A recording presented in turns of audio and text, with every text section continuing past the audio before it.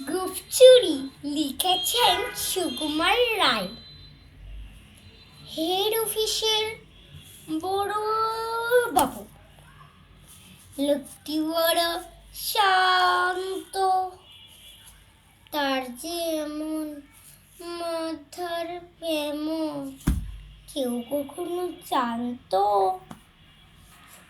দিব্যি ছিলেন খোশ মেজাজে, চেয়ার খালি চেপে একলা বসে হঠাৎ গেলেন খেপে। আজকে উঠে হাত পা ছুড়ে চকটি করেন গোল।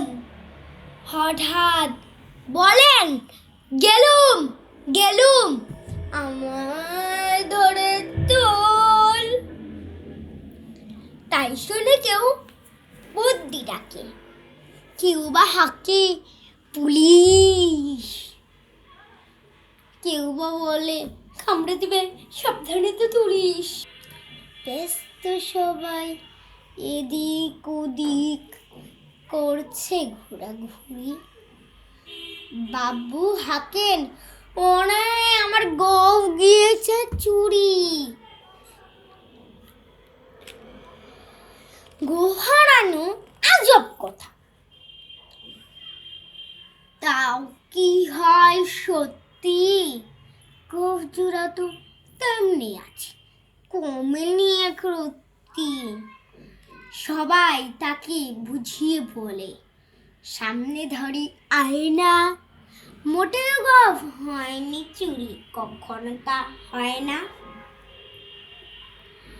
রেগে আগুন তেলে বেগুন তেরে বলেন তিনি, কারো কথার ধার ধারে নেই, সব বেটাকে চিনি।